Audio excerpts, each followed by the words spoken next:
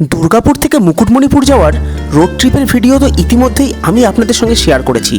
আজকের ভিডিওতে আমি আপনাদের দেখাবো বর্ষার মুকুটমণিপুরের প্রাকৃতিক সৌন্দর্য, কুমারী এবং কংসাবতী নদীর মিলনস্থল, স্থানীয় পরেশনাথ মন্দিরের শোভা এবং একটি কালী মন্দির। তাহলে চলুন ভিডিওটা শুরু করা যাক। Good morning. আজ 16 তারিখ, 16ই জুলাই 2026। আর এই মুহূর্তে আমরা রয়েছি মুকুটমণিপুরে। এর আগের এপিসোডে আপনারা দেখেছেন দুর্গাপুর থেকে মুকুটমণিপুরের যে রোড ট্রিপ, সেই রোড ট্রিপ আমরা আপনাদের সঙ্গে শেয়ার করেছি। আর আজকের এপিসোডে আপনারা দেখবেন মুকুটমণিপুরে এই বর্ষার সময় কি কি ঘুরে দেখা যাবে, আর বর্ষায় মুকুটমণিপুরের রূপ কীরকম সেই রূপ। সবে আমরা গাড়ি পার্কিং করেছি। এই সময় যেহেতু এটা অফ সিজন, এই সময় কিন্তু গাড়ি পার্কিং করার কোনো রকম কোনো জায়গা নাই। এখানে এরকম প্রচুর হোটেল রয়েছে, এটা হচ্ছে ফুড কোর্ট, মুকুটমণিপুর ডেভেলপমেন্ট অথরিটির ফুড কোর্ট। সামনে দিয়ে আরও অনেকগুলো হোটেল রয়েছে। আর এরকম রাস্তার পাশেই কিন্তু আপনাদেরকে গাড়ি পার্ক করতে হবে। একদম রাস্তার পাশে একটা সেফ জায়গা দেখে পার্ক করে রাখবেন। তো সেরকম পার্ক করে আপনারা কিন্তু মুকুটমণিপুরে ঘুরতে পারেন। এছাড়া আপনারা যদি ট্রেনে করে মুকুটমণিপুর আসতে চান, সেক্ষেত্রে আপনার নিজের স্টেশন থেকে আপনাকে প্রথমে বাঁকুড়া স্টেশন এবং সেখান থেকে অটো, টোটো বা গাড়ি ভাড়া করে মুকুটমণিপুর আসতে হবে। মুকুটমণিপুর ঘুরে দেখার জন্য রয়েছে টোটো। আপনারা টোটো রিজার্ভ করেও মুকুটমণিপুরের সাইট সিনগুলো করতে পারেন। এই হচ্ছে মুকুটমণিপুর ড্যামের দিকে যাওয়ার রাস্তা। আর যেহেতু এখন অফ সিজন, আগেই বললাম, সেই কারণে কিন্তু ড্যামের দিকে রাস্তাটা পুরোপুরি ফাঁকা। কিন্তু এটাই যখন আপনি শীতকালে আসবেন তখন এই জায়গাটা হয়ে যাবে একদম জমজমাট। আর এইখান দিয়ে কিন্তু প্রচুর গাছপালা রয়েছে। ওই যে দেখা যাচ্ছে কংসাবতী নদী কিন্তু এই সময় একদম ফুলে ফেঁপে উঠেছে। চলুন নদীর সামনে যাব। নদীর সামনে গিয়ে আপনাদের সঙ্গে পুরোটাই শেয়ার করব। আর নৌকা, এখানে একটা নৌকা এদিক ওদিক করে, তো নৌকায় করে গিয়ে অন্যদিকে একটা ডিয়ার পার্কের একটা ব্যাপার রয়েছে। তো যদি সম্ভব হয় সেটাও আপনাদের সঙ্গে শেয়ার করব। এই হচ্ছে কংসাবতী নদী। তবে যতটা ভেবেছিলাম যে নদী একদম ফুলে ফেঁপে রয়েছে ততটা নয়। এখানে প্রচুর বোট রয়েছে, কিন্তু আমার মনে হচ্ছে না একটা বোটও চলবে বলে। অ্যাকচুয়ালি পর্যটন সেরকম নাই, তো সেই কারণে নৌকাও সেইভাবে চলছে না। আর এইখান থেকে গিয়ে এই যে রোড রয়েছে, যে ড্যাম রয়েছে, ড্যামের ওই পারে রয়েছে একটা শিব মন্দির। আমার এখন মনে পড়ছে, আমি এর আগে এসেছিলাম, বললাম যে 5 বছর আগে আমি এসেছিলাম, তখন দেখেছিলাম। এর ওই পারে রয়েছে হচ্ছে একটা শিব মন্দির। বাইক নিয়ে আসলে তো আরামসে যাওয়া যেত, কিন্তু যেহেতু আমরা বাই 4 হুইলার এসেছি, জানি না ওই সাইডে আমাদেরকে 4 হুইলার নিয়ে যেতে দেবে কি না। দেখি আগে এখানে সবার সঙ্গে কথা বলি, তাহলেই বোঝা যাবে। আর শীতকালে না এই জায়গাটা থাকে হচ্ছে পুরোপুরি ভর্তি, এইখানে বসেই কিন্তু পুরো পিকনিক হয়। আর এইখানটাতে তখন পুরো বালি হয়ে থাকে। এখন যেরকম সবুজ ঘাস রয়েছে, তখন কিন্তু সবুজ ঘাস থাকে না, পুরোটাই বালি থাকে। এইখানে জল যতটা ভেবেছিলাম যে বিশাল জল রয়েছে, সেরকম না। আর যেটা ব্যাপার সেটা হচ্ছে, যেহেতু এটা অফ সিজন, এখানে কিন্তু নৌকাগুলো এখনও বাঁধা রয়েছে। আর এইখানে দেখুন দুখানা স্পিড বোট এইখানে রয়েছে। বর্ষা যখন আরও বেশি করে হবে, বর্ষার আর কিছুদিন পরে এই সমস্ত জায়গা কিন্তু একদম ভরে যাবে। তো এই সমস্ত জায়গা দিয়ে পুরোপুরি ভরে যাবে তখন। আর তখনই মনে হয় নৌকা চলাচল শুরু করবে। যদিও টিকিট কাউন্টার খোলা রয়েছে, টিকিট কাউন্টারে একবার কথা বলবো, কিন্তু আমার মনে হয় না যে এখানে খুব একটা সুবিধা হবে। কেননা যদি বাই চান্স নৌকা খোলেও, সেক্ষেত্রে মাত্র আমরা 5 জনই রয়েছি। তো সেক্ষেত্রে একটা বিশাল হিউজ পরিমাণে অ্যামাউন্ট কিন্তু ওরা চাইতে পারে। তো এখানে আর বিশেষ কিছু দেখার নেই। যতটা ভেবেছিলাম যে দেখাবো, ঠিক সেই রকম কিছু এই মুহূর্তে দেখতে পাচ্ছি না। দেখি ওইদিকে একটা শিব মন্দির আছে, সেই শিব মন্দিরের সাইডে যাওয়ার চিন্তা ভাবনা করব। শিব মন্দির সাইডে গেলে সেখানে কিন্তু ওখানে দেখার মতো অনেক কিছুই আছে। টিকিট কাউন্টারে কথা বলে জানলাম নৌকা চলছে, তবে তার ভাড়া বর্তমানে আকাশ ছোঁয়া। আপনারা যদি 15 জনের গ্রুপ যান, সেক্ষেত্রে পার হেড 150 টাকা ভাড়ায় নৌকা কংসাবতী কুমারী নদীর সঙ্গমস্থল এবং অন্য পারে যে ডিয়ার পার্ক আছে সেখান থেকে ঘুরিয়ে নিয়ে আসবে। কিন্তু আপনারা 5 জন বা 10 জনের গ্রুপ গেলে আপনাদের 2500 টাকা দিয়ে একটা নৌকা ভাড়া করে ডিয়ার পার্ক এবং 2টি নদীর সঙ্গমস্থল দেখতে হবে। এছাড়া 1500 টাকায় আপনাকে শুধুমাত্র দুটি নদীর মিলনস্থল দেখাবে এবং আপনি আরও কম খরচ করতে চাইলে মাত্র 500 টাকায় আপনাকে 30 মিনিটের মতো নদীতে ঘুরিয়ে নিয়ে আসবে। বেশ কিছুক্ষণ নদীর ধারে বসে ঠান্ডা হাওয়া খেয়ে এইবার আমরা বেরিয়ে পড়লাম মুকুটমণিপুর ড্যামের অন্য প্রান্তে পরেশনাথ মন্দির দেখার উদ্দেশ্যে। যেহেতু এটা সিজন না, সেই কারণে এই মুহূর্তে এখানে টোটো ফোটো সেরকম একটা নাই, আর নৌকাও এই মুহূর্তে সেরকমভাবে নাই। নৌকা নাই বলতে নৌকা আপনাকে ভাড়া করতে হবে। তো সেই ক্ষেত্রে ভাড়া এখানে মোটামুটি 1500 টাকা করে ভাড়া পড়ে যাবে। বাট যদি আপনি সিজনে আসেন সেই ক্ষেত্রে আপনার ভাড়াটা কিন্তু অনেকটাই কম পড়বে। তাই যাই হোক, আমরা এখানে এক দাদার কাছ থেকে টোটো আমরা করলাম। সেই টোটোতে আমাদের মোটামুটি উনি 300 টাকা করে নিচ্ছেন।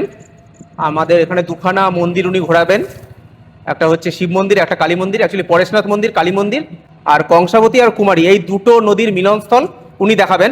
নৌকাতে গেলেও কিন্তু এই দুটো নদীর মিলনস্থল আমরা দেখতে পেতাম, কিন্তু সেটা একদম ওই মিলনস্থলে নৌকা নিয়ে যেত। বাট যেহেতু টোটোতে যাচ্ছি, বাই রোড আমরা যাচ্ছি, তো নদীতে তো যাওয়া সম্ভব না, উনি আমাদেরকে পার থেকেই দেখাবেন। আর যখন এটা সিজন, তখন কিন্তু এখানে রেটটা আর একটু হাই হয়ে যায়, মোটামুটি 600-650 টাকা করে ওনাদের রেট চলে।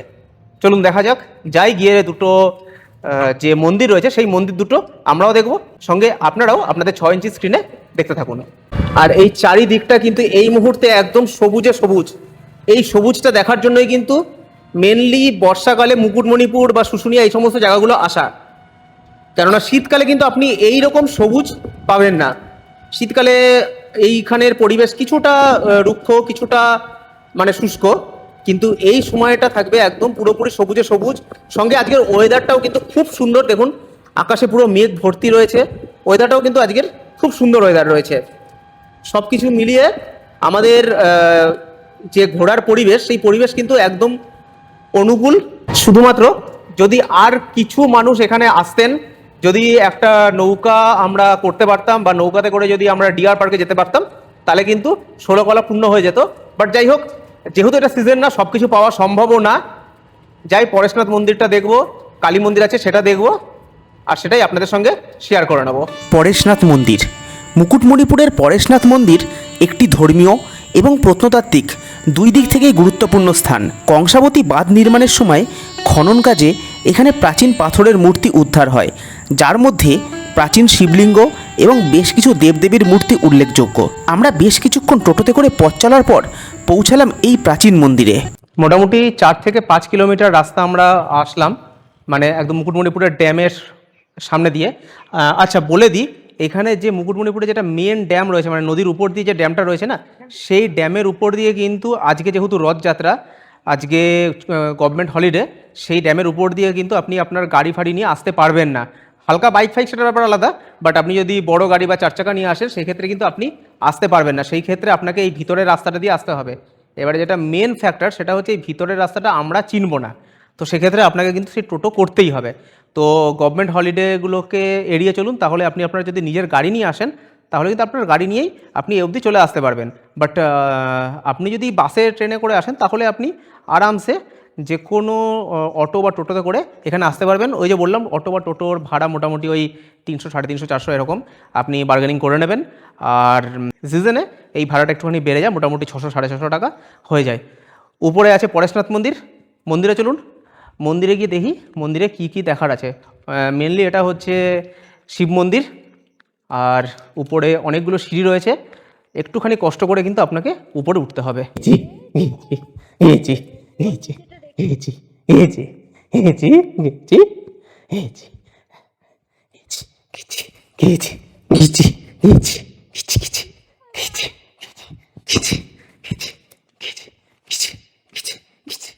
আমরা এখান থেকে উঠে আসলাম, আর এই সাইডে দেখুন এখানে এইরকম বড় সড়ো একটা বট গাছ রয়েছে, বেশ বড় কিন্তু বট গাছটা। এই সাইডেও কিন্তু প্রচুর বট গাছ রয়েছে, দেখুন অনেকগুলো বট গাছ রয়েছে। আর এই জায়গাটা না একদম সবুজে ভরা পুরো, দেখুন প্রচুর পরিমাণে বট গাছ রয়েছে এখানে। বট গাছগুলো বেশ পুরনো বট গাছ, বোঝাই যাচ্ছে। ঝুড়ি একদম মানে মোটা মোটা হয়ে গেছে ঝুড়ি। এটা হচ্ছে বট গাছের ঝুড়ি, এই হচ্ছে ঝুড়ি, একদম মোটা হয়ে গেছে ঝুড়ি, বেশ মোটা মোটা ঝুড়ি। আর এইখানে একটা সুন্দর বসার জায়গা কিন্তু রয়েছে, যেখানে বসে মানে এতটা ডিস্টেন্স আসার পরে বা বয়স্ক মানুষরা এতটা উঁচু একটা সিঁড়ি ওঠার পরে হাঁপিয়ে যায়, স্বাভাবিক সেটা। এখানে এসে কিন্তু আরামসে একটু জিরিয়ে নিতে পারবে। আমরা এখান দিয়ে আসলাম, ওই যে ওইখানটা আমরা বসেছিলাম, ওইখান থেকে দেখুন ওইটা অ্যাকচুয়ালি একটা বসার জায়গা জাস্ট। ওইখান থেকে এই উপরে গেলে হচ্ছে পরেশনাথ মন্দির বা শিব মন্দির। চলুন উপরে যাওয়া যাক। বেশ অনেকটা উঁচু কিন্তু রাস্তাটা, অ্যাকচুয়ালি এটা পুরোটাই হচ্ছে পাহাড়ি এলাকা, অনেকটা উঁচু। আর এর এই সাইডটা রয়েছে হচ্ছে ড্যামটা। উপরে উঠে যাক, উপর থেকে পুরোটাই খুব সুন্দর ভিউ একটা পাবো আশা করা যাচ্ছে। আমরা এখান দিয়ে উঠে আসলাম, আর এখানের পরিবেশটা দেখুন। এই যে যে জায়গাটা রয়েছে না, এইখানে কিন্তু ঝেড়ে বৃষ্টি হচ্ছে। এই যে পুরো সাদা হয়ে রয়েছে, এখানে কিন্তু ঝেড়ে বৃষ্টি হচ্ছে। আর এই বৃষ্টির ওয়েদারেই কিন্তু এই সমস্ত জায়গা ভাল লাগে। এই হচ্ছে ড্যাম, এই যে ড্যামের জল, এইখান দিয়ে জলটা দেখুন কত সুন্দর লাগছে দেখতে। আর এই সাইডে পুরো ঝেড়ে বৃষ্টি হচ্ছে, মানে যাওয়ার সময় আমরা কিন্তু বৃষ্টি পাবো একদম শিওর। আর পুরো মেঘলা ওয়েদার, এই ওয়েদারেই কিন্তু পাহাড়ে ঘুরে আলাদাই আনন্দ।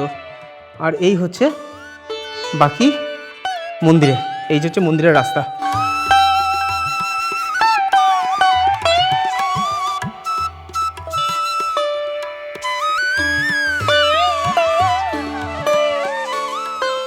এই হচ্ছে পুরো মন্দিরটা, পরেশনাথ শিব মন্দির।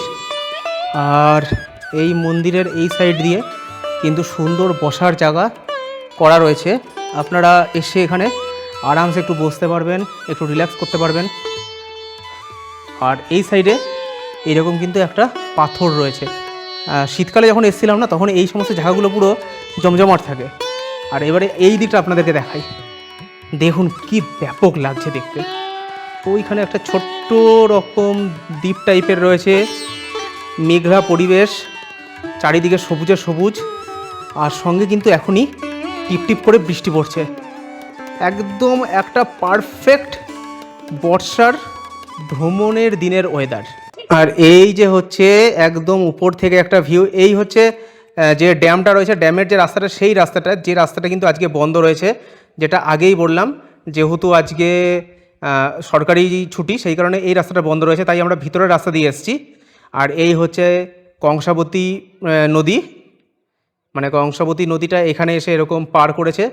এইখান থেকেই কিন্তু আপনারা এসে যদি নৌকা করে আসেন, তাহলে এই পাড়ে যখন নৌকা ভিড়বে, তখন আপনারা এখান থেকে এই পথ ধরে কিন্তু এই পরেশনাথ মন্দিরে আসতে পারবেন। আর যদি আপনি নৌকা করে না আসেন, যদি আপনারা বাই রোড আসেন, তাহলে এই রোডেও আসতে পারবেন, কিন্তু সেটা রবিবার এবং সরকারি ছুটির দিনগুলোতে বন্ধ থাকবে। এই মুহূর্তে আমি দাঁড়িয়ে রয়েছি মুকুটমণিপুরের টপমোস্ট একটা উঁচু জায়গায়। আর এই জায়গা থেকে চারিদিকের যে ভিউটা, সেই ভিউটা রইল আপনাদের 6 ইঞ্চি স্ক্রিনে। जब घुंघरूं से बजती है बूंदे, अरमां हमारे पलके न मूंदे। পরেশনাথ শিব মন্দির দেখার পর আমরা এসে পৌঁছালাম এইখানকার কালী মন্দিরে। আসুন মুকুটমণিপুরের কালী মন্দিরের সঙ্গে আপনাদের পরিচয় করিয়ে দিই। ওই হচ্ছে পরেশনাথ শিব মন্দির, যেখান থেকে আমরা আসলাম, ওই যে একদম পাহাড়ের উপরটাতে পরেশনাথ শিব মন্দির। ওইখান থেকে কিছুটা রাস্তা এসে এইখানে, এইটা হচ্ছে এখানকার কালী মন্দির। বেশ সুন্দর ছোট্টখাটো, ভিতরে একটা মায়ের মূর্তি রয়েছে। এটা হচ্ছে কালী মন্দির। কালী মন্দিরের ঠিক পাশেই রয়েছে হচ্ছে পরেশনাথ ফেরিঘাট পুলিশ পোস্ট। অ্যাকচুয়ালি পুলিশ পোস্টের এই একই উঠোনের উপর হচ্ছে কালী মন্দিরটা। এবারে এই যে মুকুটমণিপুর, এইখানে কিন্তু দুটো নদীর মিলনস্থল আছে। একটা হচ্ছে কুমারী নদী, একটা হচ্ছে কংসাবতী নদী। অ্যাকচুয়ালি কংসাবতী নদীর সঙ্গে কুমারী নদী এখানে এসে মিলে কংসাবতী নদী হয়েই পুরোটা বেরিয়ে যাচ্ছে। যদি বাই চান্স একটু ভুল বলে থাকি, তাহলে কিন্তু প্লিজ কমেন্ট সেকশানে আমার ভুলটা ধরিয়ে দেবেন। এবারে আপনাদেরকে দেখাই এই কুমারী নদী আর কংসাবতী নদীর সঙ্গমস্থলটা। এই সাইড দিয়ে যে নদীটা আসছে, এইটা হচ্ছে কুমারী নদী, যেটা কাছের নদী। আর ওই যেটা দূর থেকে আসছে, ওইটা হচ্ছে কংসাবতী নদী। এই কুমারী নদী আর কংসাবতী নদী ঠিক এই রকম জায়গায় করে মিলছে। মানে এখানটা হচ্ছে এদের সঙ্গমস্থল। এইখান থেকে কুমারী নদী আর কংসাবতী নদী একসঙ্গে মিলে চলে যাচ্ছে কংসাবতী নদী হয়ে। আর ওই যে দেখা যাচ্ছে ড্যামটা, যেটা একদম একটু জুম করে দেখানোর চেষ্টা করি, এই যে ড্যামটা, এই ড্যামটাই কিন্তু যে হচ্ছে মুকুটমণিপুরের যে ড্যামটা আমি বললাম যে আজকে বন্ধ রয়েছে। কিন্তু যেটা ঘটনা সেটা হচ্ছে, আমি অনেকগুলো গাড়ি দেখলাম যে এই ড্যামের উপর দিয়েই কিন্তু আসলো। এবারে মেনলি আমাদেরকে এখানে যে সমস্ত টোটোওয়ালা বা বোটের যে সমস্ত মানে লোক রয়েছে, তারা কিন্তু আমাদেরকে বললো যে আপনারা গাড়ি নিয়ে আজকে যাবেন না, বাই চান্স যদি ধরে তাহলে আপনাদেরকে কথা শোনাতে পারে। এখন আমি জানি না যে সত্যি কথা শোনাতে পারে নাকি জাস্ট আমাদেরকে মানে একটা মিথ্যা কথা বললো, বাট আমি 2-3টে গাড়ি দেখলাম যারা কিন্তু এই ড্যামের উপর দিয়েই আসলো। যাই হোক, সে যেটাই করুক না কেন, এসছি যখন টোটো নিয়ে এসছি, খুব প্রবলেম হয়নি। 300 টাকার মতো আমাদের কাছ থেকে ভাড়া নিয়েছে।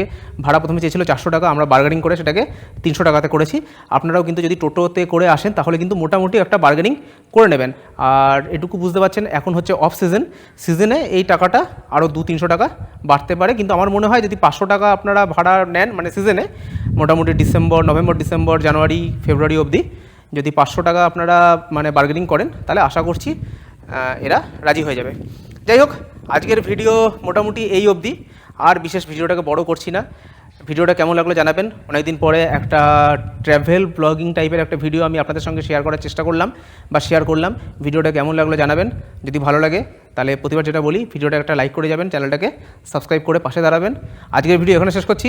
দেখা হচ্ছে অন্য কোনো দিন, অন্য কোনো এইরকম ভিডিও অথবা খাবার ভিডিও, যেটাই হোক, কোনো একটা ভিডিও নিয়ে অবশ্যই আপনাদের সামনে আসবো।